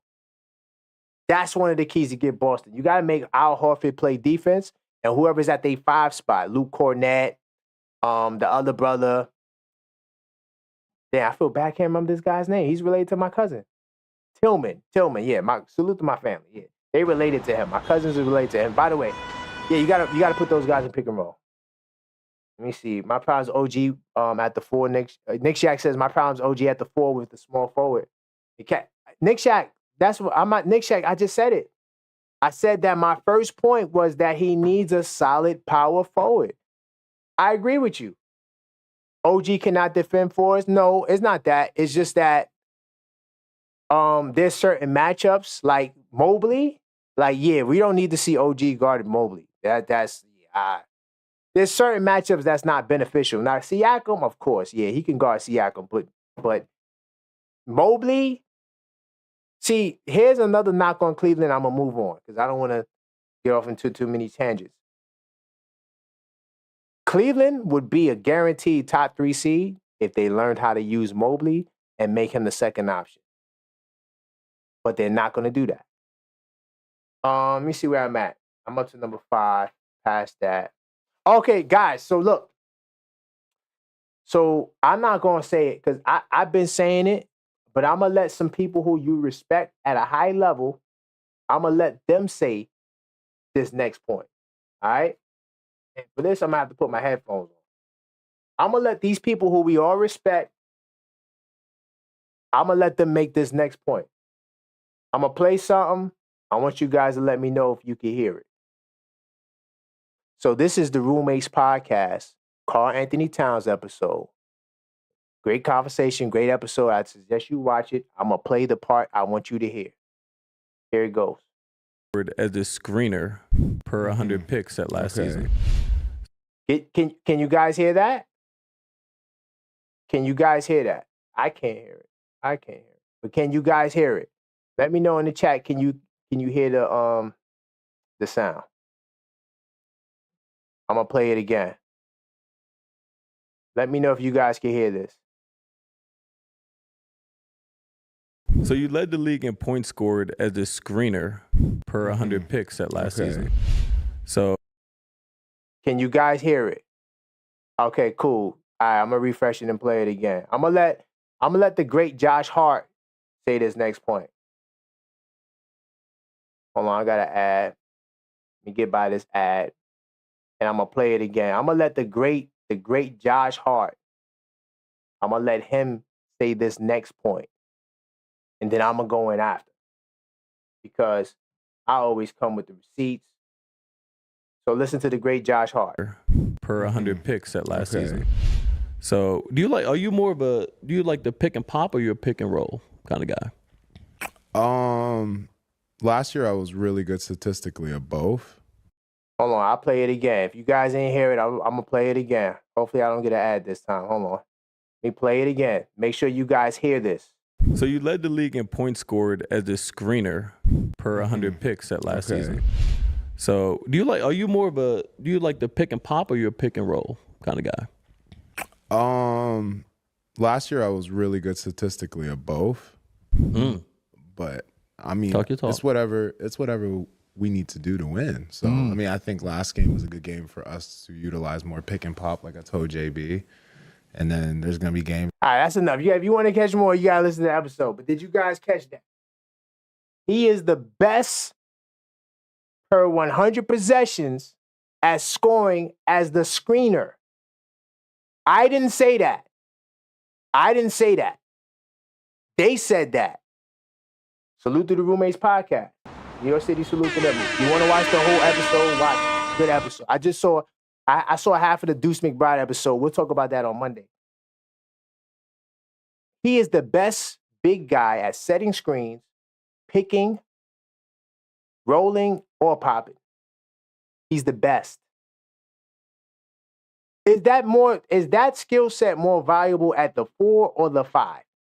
We never had a 5 that prolific. I don't know if Ewing was, but the bottom line is we hadn't had a 5 that prolific at scoring, at setting screens, rolling, and popping. Not just rolling, get a dunk. No, rolling and popping. So why would you take that and move it to the 4? It makes no sense. That is a dangerous weapon because most centers can't guard pick and roll. I'm telling you that right now. Rudy Gobert, the best defensive player in the league, he thinks that he can guard pick and roll. What does Rudy Gobert do? Drop coverage.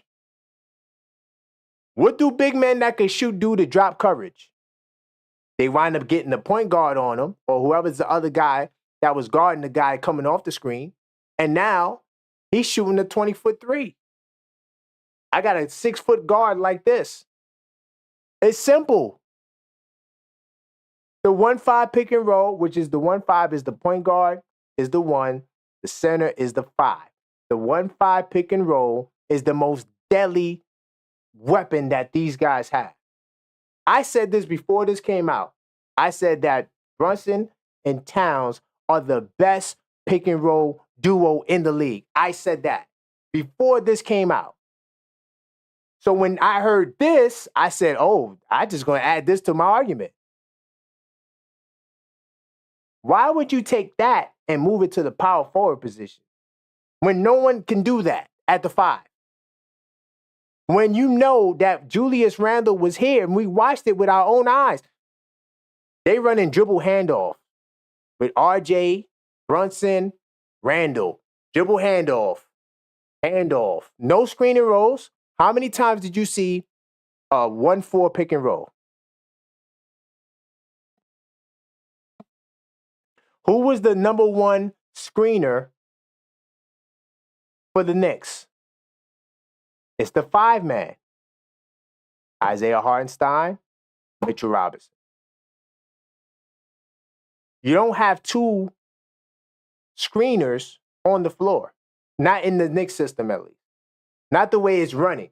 The bottom line is, if you know that centers can't guard that, why would you change that and make it a power forward? They got the best pick and roll attack in the league, period. And I know, we didn't see it as early. I said that before any games was played because I know what Towns can do. I've been studying his whole game. Salute the coach. Coach was trying to tell me. Coach, I got to give you a salute. Coach, man, boy. Listen, Coach, you ain't got to continue to rub it in. You ain't got to continue to rub it in. We know you was talking to Towns talk. And because of you, and he got traded to the Knicks. See, I'm the objective Knicks fan, so I said I had to give Towns a shot. He's on the team. I got to give him a shot. What am I going to do? I'm going to hate on him because he's here? I want to see the Knicks win. I want to see Towns do well because he's a Knick. Let me see. Nick Shack says, sensible, he did. This as a 4. You gushing about Mitch. Okay, he did it as a 4. Good point. In Minnesota. What I'm saying to you is, he did it as a 4 in Minnesota. What did it yield? What did it yield Minnesota? Because I'm going to tell you the problem. The problem is they got a defensive player of the year that clogs the paint. So Towns mostly popped off the screen. Yes, he rolled, but he mostly popped. All I'm saying to you is that it's easier to guard if he's a 4 because Gobert is clogging the paint. There's no room for Towns to do what he's doing now. I'm not gonna guarantee nothing. I'm gonna tell you this: Karl-Anthony Towns will have a better year with the Knicks unless he gets hurt. A better year with the Knicks than he did with Minnesota last year. I'll take a bet on that. Who wants to bet that? Who wants to bet that? And also it's per 100 possessions too. So it's an average. It's an average. It's not that he was running a lot of. It's not that he was running a lot of screen and roll. Right? It's an average. It's per 100 possessions. Right? So just to also add that, Nick Shack thought he had me with that. That was a good one. But yeah. Let me see. Coach says Towns is great. Yeah, that's a fact. It's a fact. He's great in that. He's great. Towns' versatility allows us to take advantage of him in both positions. No, and Coach, I said that earlier. And I gave Coach the salute because Coach was saying that he wants Towns to play a little 4 too. I don't have no problem with that. I'm just saying it don't make no sense to start him at the 4. But if you want to give Mitch more time, let's say Mitch comes back, right? Mitch comes back. He takes Jericho Sims' spot. Okay, cool. It's Jericho Sims. But if Sims is playing well, it just bothers me. But either way, he takes Jericho Sims' spot. Now you say, okay, cool. We want to give OG less minutes at the 4, so let's slide Towns over to the 4 spot. Well, then you got Precious too. See, that's another factor. I don't want to even think about that. When you got Precious and Mitch comes back and now Precious has to get less minutes. Boy, that's going to be a tough world. That's going to be a tough world. Let me see. Let me get to the next point. Next point, I kind of hinted towards this already. CP says they want to play 5 out the way the Celtics do. And you can't play 5 out with Mitchell Robinson at the 5. Sorry. The only way to play 5 out is Towns is at the 5. You can't play 5 out if Jericho Sims is out the 5. Coach Tibbs is on the record saying that, hey, I want us to shoot 43s a game. How are you going to shoot 43s a game with Mitchell Robinson in the lineup? Starting. How are you going to do that? Now you got to run pick and roll for Mitch, because if you don't run pick and roll for Mitch, he's going to be lost on offense.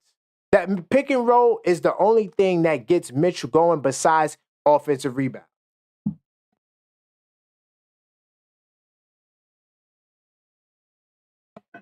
If Mitch is not getting offensive rebounds, what is he doing on the offensive end? Coach says Precious 18 minutes at power forward. Yeah, but Coach, the problem is this. The problem is we have Josh Hart in the starting lineup. You see, Coach, if what you're saying would make sense if Precious was in the starting lineup. And now OG's a 3. OG never plays 4. And then now you could bring Mitch in off the bench, move Towns to the 4, and kind of let them guys, sort of like what Milwaukee does with Portis off the bench. How you see how Portis comes in, Lopez goes out, he plays with Giannis, then Giannis goes out, he plays with Lopez, kind of like that.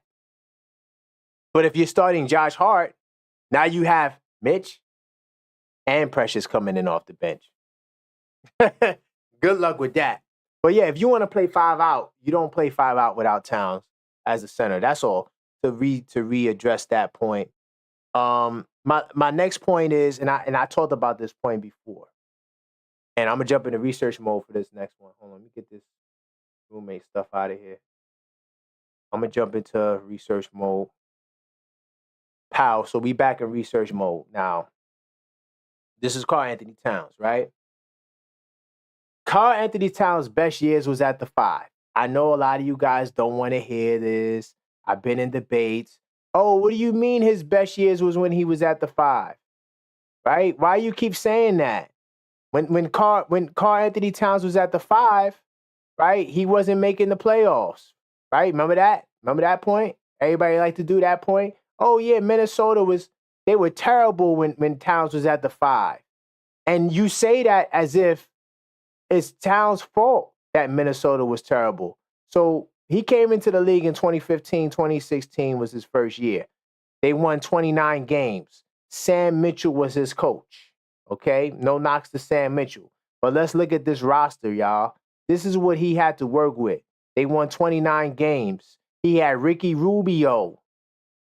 He had a young Zach LaVine, 14 a game, right? 14 a game, Zach LaVine. Not the 25 Zach LaVine, not the 22, whatever Zach LaVine became. This is the young Zach LaVine. He had Gorgie. I'm sorry, I'm not good with international names, but he had Jang, 10 a game. Kevin Martin, salute to Kevin Martin. But Kevin Martin, this was when he was at the end of his rope. He was giving them 10 a game. They had a whole bunch of guys giving them 10 a game. And also, Kevin Martin only played 39 games for this team. Shabazz Muhammad. How many of you guys remember Shabazz Muhammad? 10 a game. That was his team. They had a young team, and these guys were not ready. So, do you think this team, and then, by the way, how could I forget KG? They had KG on this team as well. A 19-year-old Tyus Jones. A 24-year-old Adrian Payne, who never became what, my dad used to always talk about. Oh, I like Payne. He never did nothing. So when you're saying he won 29 games, who was on his team? Okay, so let's go to the next year, right? Next year, he averaged 25 a game. He averaged 25 and 12, 82 games. This was in his second year. Okay? Let's look at this team. Let's see how many games they won, because now the rhetoric is, oh yeah, Minnesota, he didn't win games. He didn't go to the playoffs when he was a 5. As if the 5 is the reason why they didn't do that. So he won 31 games. By the way, Coach Tom Thibodeau, salute to Tom Thibodeau. He got the job, and he was the executive. Wasn't the best idea. I don't think Tibbs was ready to be the executive as well. It's a very hard job, and he had to do both jobs. Okay, cool. So Coach Tibbs is... Let's break down. Let's see who's on this roster, right? Oh, by the way, did I see Rick Brunson? Salute to Rick Brunson. Do you guys see the collusion? Do you guys see the collusion? Rick Brunson? Okay. But let's look at who's on the team this year, right? This is Towns' second year. Like Zach LaVine, 18 a game. He's getting better, but he only played 47 games. The usual injury trick with Zach LaVine. Andrew Wiggins, yes, he also was a first pick in the draft. This might have been Andrew Wiggins' best year before the Warriors. I think he was an all-star with the Warriors. He was averaging 23 a game, right? Towns, like we said, 25. Ricky Rubio, 11. Dang, that's it. Nobody else on this team. Everybody else on this team, pure bench warmer status. Of course, Shabazz Muhammad is all right. He was coming off the bench. He was like their sixth man. But he couldn't give him a clear double-double off the bench. That was the team. 31 games better, right? Are these teams, when you look at this roster, are you going to say they didn't make the playoffs with Karl-Anthony Towns averaging 25 and 12, Andrew Wiggins averaging 23.6, and say they are the reasons why they didn't make the playoffs? But my thing is, if Karl-Anthony Towns was a power forward, they still wouldn't have made the goddamn playoffs. Well, does it matter the position that he's playing? Does that really matter? Was that changing anything? I'm just saying. And then, okay, if Towns was the power forward on this team, I guess Cole Aldridge, he would have been your starting center.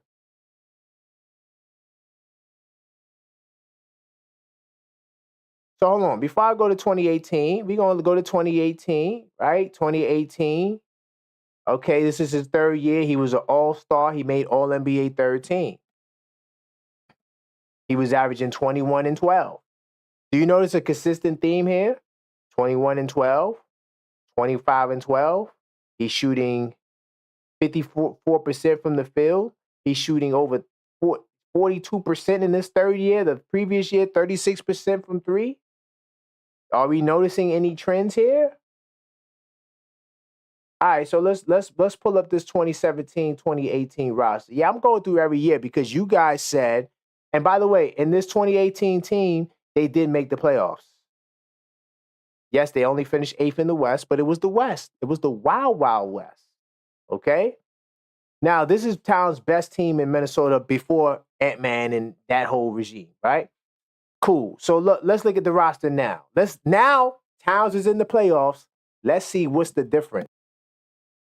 Let's see why Towns made it to the playoffs. By the way, he was the center. That didn't change.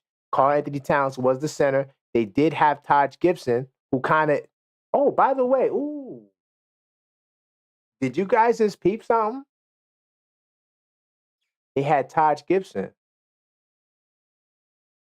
Hold on, before I even, what was the first point that I said about Karl-Anthony Towns? I could have sworn that my first point I said when I started this, because I knew a lot of you guys were going to say, oh, yeah, but Towns don't play defense and Towns, and he's not this. I said that if you want to play Towns at the center, every great center needs a solid power forward. I'm going to go back in the research mode. They finally got one in Taj Gibson. He plays both 4-5. My first choice, I said, was Bobby Portis. Taj Gibson was a Bobby Portis type, except minus the 3 ball. But they got Taj Gibson at the 4, not the 5. Towns was still the 5, right? Now, did they vacillate? Did they switch? Of course, I'm pretty sure. In some offensive schemes, Towns became more of a 4, right? But at the end of the day, his positioning was still a 5. Okay, cool. So that was the difference with this team. And Jimmy Butler, 22 a game, MVP 10th on the MVP list, defensive player list 12. He was an all-star and all-NBA third team. Towns was all-NBA third team. The first time they had 2 all-star, all-NBA teamers. The only time they had that. And that's why they made it to the playoffs. It wasn't because Towns was a center. It's because they had a way better team. Then they had Jamal Crawford. Yes, he was a 37-year-old Jamal Crawford, but I went to the the Knicks fan appreciation night, and I saw Jamal Crawford giving them guys buckets at 43, or wherever his age is now. I don't even know what his age is now. Not trying to do the math. Bottom line is, Jamal Crawford was giving them 10 a game off the bench, and he played 80 games. So now they got a bona fide 6-man threat. So they got a way better 6-man threat. Their young players got older, right? Derrick Rose didn't really do much. And that was the difference. And that's what got them to the playoff. So the reason why they did, newsflash, the reason why the Minnesota Timberwolves did not make the playoffs is because the team was young. They needed time to grow, right? And they needed to get better players, better pieces around Towns. And that's what happens when you do that. Okay, do you see the difference? Okay, now, do I need to continue 2019? I mean, we could play around with that if you want to, but I just wanted to go in. And his numbers as a 5 was way better. Yes, he was the first option on all of these teams. And of course, one of the things that happened, why you could say his production dropped in Minnesota, was because of Anthony Edwards. Whether he was a 4-5, Anthony Edwards is that dude, right? But at the same time, it was also the way he was being utilized, because when he became a 4, he found himself on the perimeter more and as a help defender, right? So as a help defender, you're getting less rebounds, 8 rebounds a game, right? Because these modern day power forwards are not in the paint like that, right? He's out there playing help defense and all that stuff. He probably got his rebounds when Gobert came out the game, to be honest, because Gobert gets a lot of rebounds. So to me, it just flows better because now you have a point. See, here's another thing too. Jalen Brunson is the best point guard that Towns has ever played with. Now, I know you're going to say, well, wait a minute. What about Anthony Edwards? Anthony Edwards is a 2. He plays like a 2 as well. I don't want to even go through the stats. But I just wanted to show these guys about the Wolves, talking about the Wolves. Oh, he was a 5 and he didn't make the playoffs. What are you talking about? It had nothing to do with him being a 5. Let me see what guys talking about in the chat. Cat 16 minutes at power forward, 20 minutes at center. Mitch 28 minutes at. I don't think Mitch is getting 28 minutes. Matter of fact, we could pull up Mitchell Robinson right now. Let's do that. Let's go to the Knicks. Let's click on Mitchell Robinson. I don't think Mitchell Robinson's ever played that many minutes. You said how many minutes, Coach? 28? So, hold on. That's per 36. Here's his totals. So, I don't want totals. I want per game. Okay, cool. So, now we have per game. Mitch has never got 28 minutes a game, Coach. You see that? 27 minutes is the most he's ever gotten. He got 24. Now, remember what happened last year, guys, with the emergence of Hartenstein. 24 minutes. You see that? So this whole Mitchell Robinson getting 28 minutes, weird. That's not happening. And he going to be out damn near half the season. Mitch going to get like 22 minutes. He good with that. Introvert said that's a team problem. Facts. Harris Duggar, Brunson don't need 5 out of offense. He's triple team, making shooters open. He's that good. I hear what you're saying, Parrish. And honestly, and Coach will tell you, I never wanted to do the Karl-Anthony Towns trade. I came on board because I'm a Knicks fan and I had to really investigate what was going on. And they're trying to be like the Celtics. They're trying to be like the Celtics. So that's what they want. It's not what I want. I'm just telling you what they said. You know what I'm saying? I think that the team would have been just as good. I'm on the record saying this. I think the team would have been just as good with Dante and Randall. And if you would have got a Walker Kessler, or if you would have got a Nick Richards, or anybody to come in. Hell, if you would have said, okay, we're going to tough it out with Precious, Ariel, and Sims. We're going to go by committee to see who could be the starting center until Mitch gets back. I think this team would have been all right. I mean, of course, the starting lineup that we have now might be better than that lineup. I don't know, but I just think that with Dante and all the shooting that you have, you're like there's like a Boston Celtics team. So I do agree that, well, not a Boston Celtics team because it wouldn't be 5 out, but kind of the same logic. But the bottom line of what I'm saying is, I think Brunson could survive in any offense, whether it's 5 out, whether it's regular. I don't know. Knicks clear Celtics. Yeah, these analysts be tripping. Asked Tim Botems about this. He would disagree. Okay, yeah. I mean, I'm not sure exactly what you're talking about, but I mean, it's hard to disagree with what I'm saying. And it looked like you just came in. I'm on my 8th point, and that 8th point was probably about the weakest of all of my arguments, to be honest. I got a couple of more points, and then we're gonna wrap up. Who said? Wait, you said outspoken introvert. What's that 44 for? All right, cool. Let me get to the next point.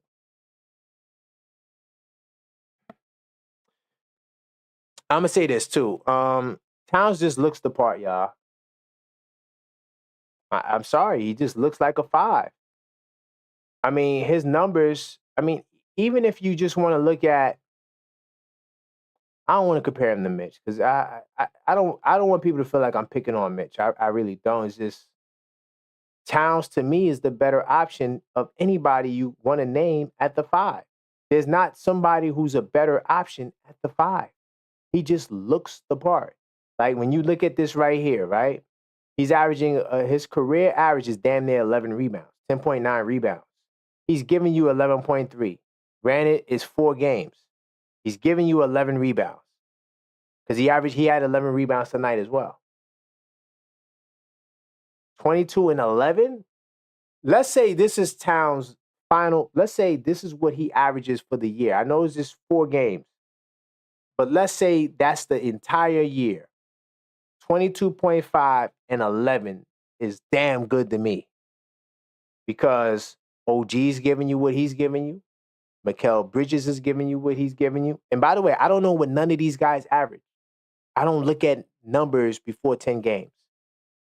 I don't. To me, it's pointless because it's going to change.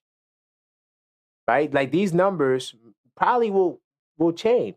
Definitely his three-point percentage is going to drop because he's going to shoot more threes. Right? His free throw percentage might drop because he's going to get more free throws. So I don't care about stats. I really don't. Not at this point in the season. But he just looks the part. You know, I mean, every game he goes out there, he attacks the paint. Every game he goes and attacks. His first mode of attack is get to the paint to get a basket. He just looks like a five. He's doing what fives do. It's just that he's the best three-point shooting big, right?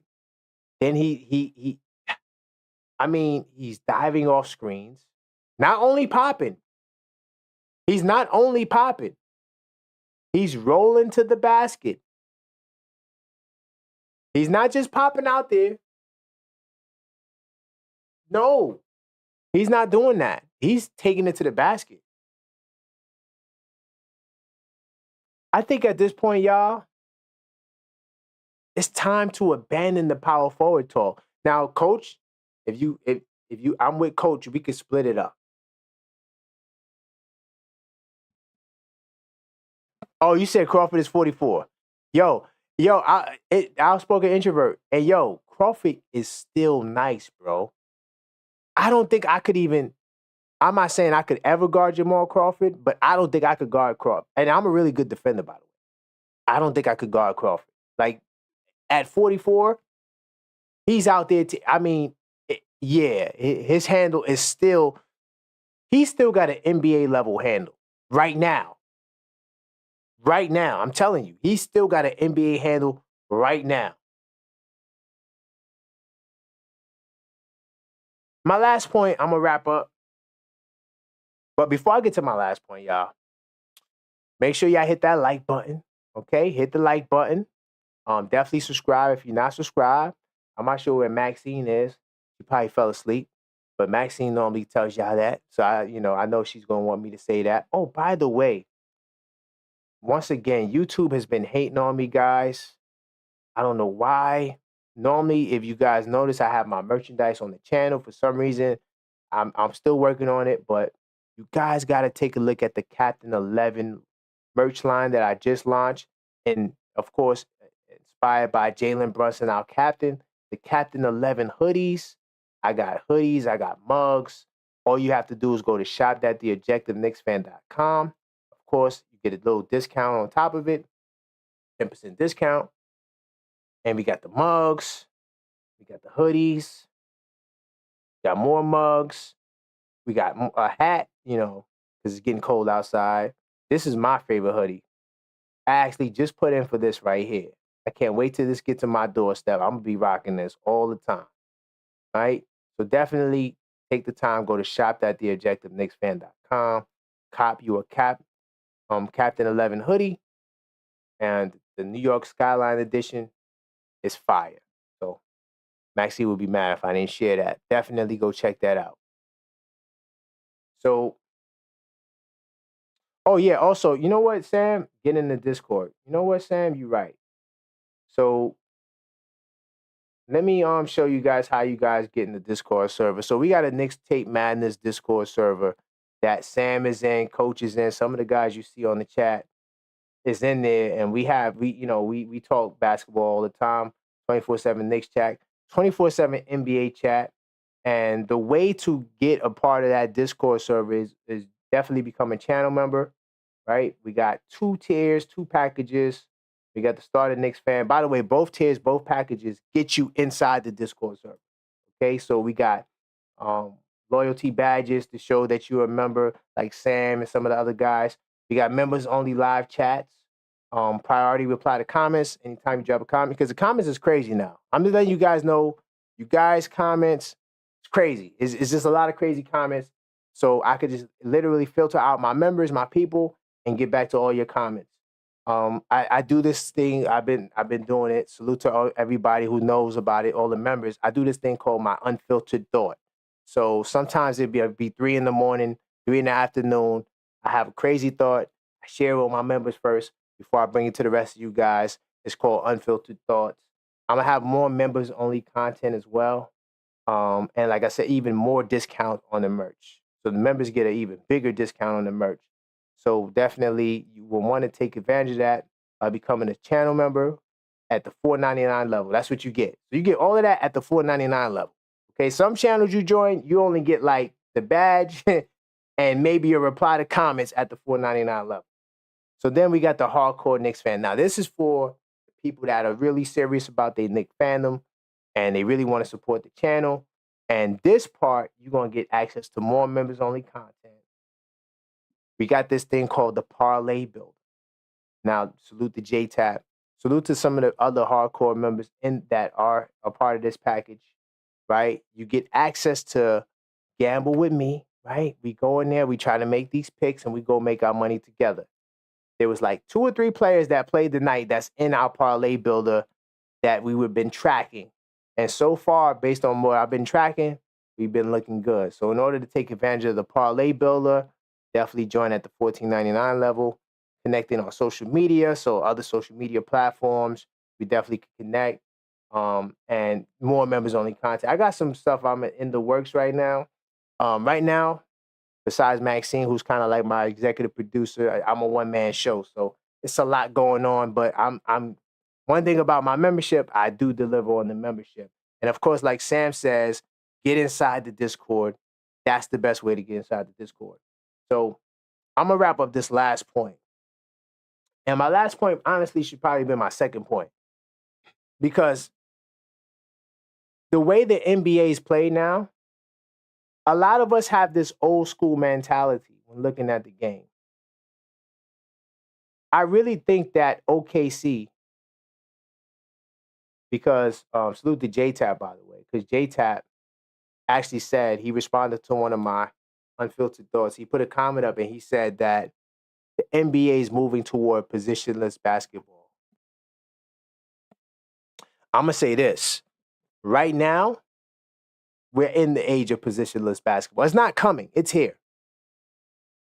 OKC is showing you that they created a model of positionless basketball where they completely took the center out of the game. Now, I know they brought Hartenstein there.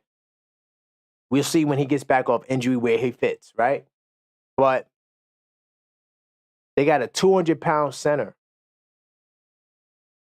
A 200-pound center that does the modern post-up. Little bit of handle, take you off the dribble. Doesn't really do it that often, but he has the potential to do that. He has the potential to do that. So we're so tied to what tradition says about the position that we can't see beyond the fact that centers do not have the same game, right? There's a lot of centers shooting threes. Now, of course, they're not all jacking them up like that. Don't get that twisted. But to see a 7-footer Andre Drummond shoot a three, it's not out of this world.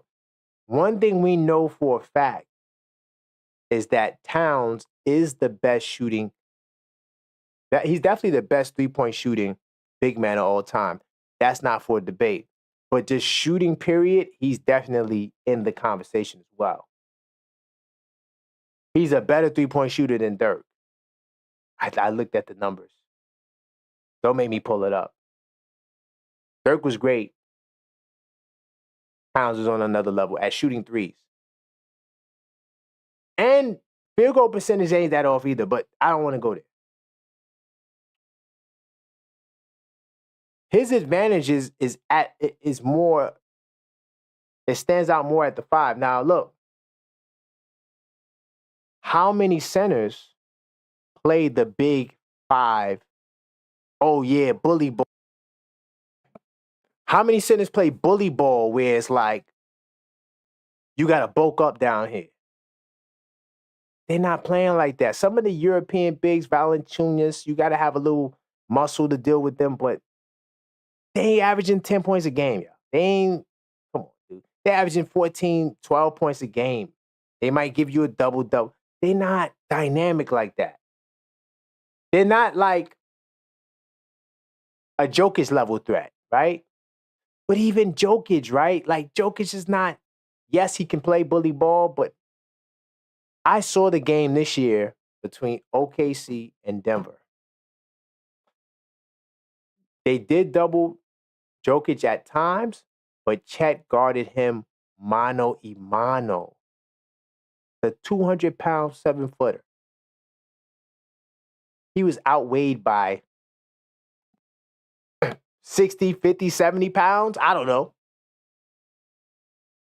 Blocked Jokic shot.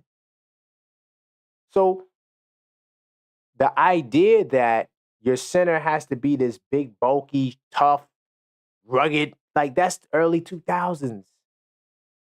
That's like, who was out there? When you had Shaq and then, see, when they had Shaq, right?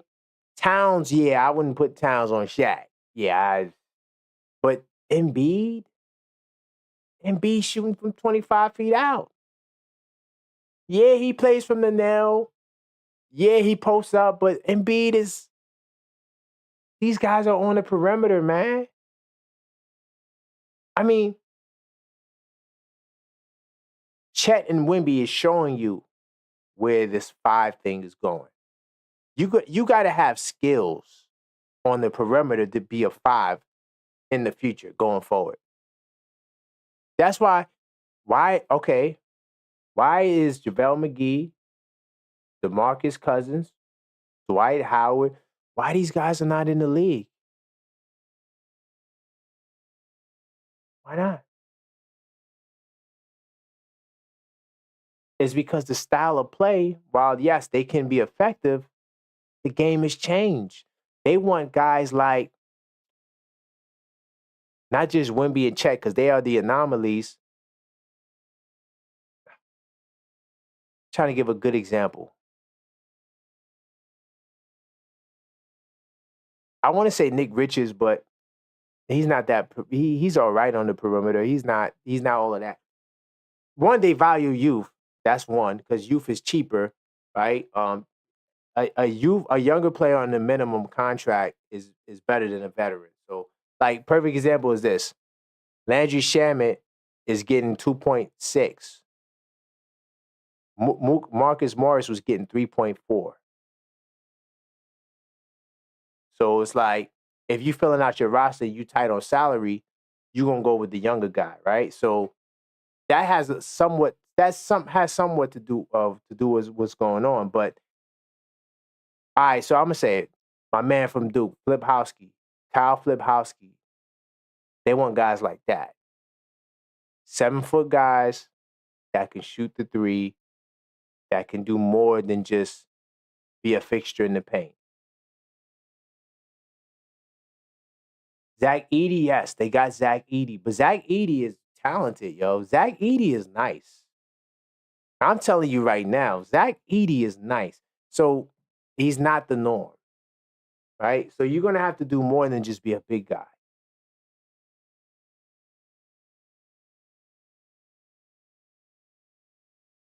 I also want to say I don't think Towns is soft, but I'm going to leave that alone.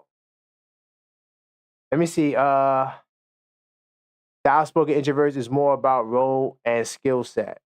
Great. Oh my God, that's the words I was looking for. Outspoken introvert, that's dope, yo. It's more about role and skill set. I like that. That's exactly what I was trying to say. I just lost the word because my notes is not clear. But that's a whole nother topic. Let me see. Knicks are playing for the same way at 5, and we had the best offensive rebounding for him at the 4 with OG 3. Nah, they didn't. Nick Shack, I love you, man.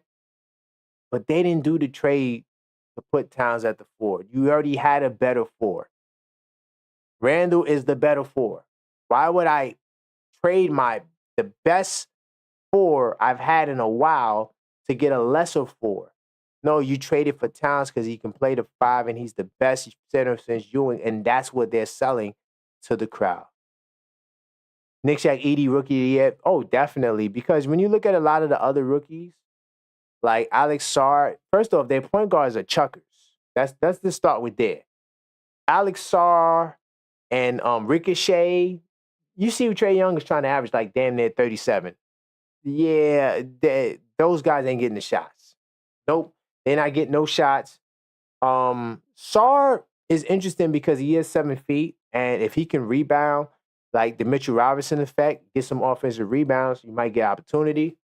But yeah, with Kuzma and Poole at the point guard, yeah, bro, you're not getting no shots. Then a lot of these other guys, they come off the bench and they don't get minutes. Like Donovan, why did they draft Klingon?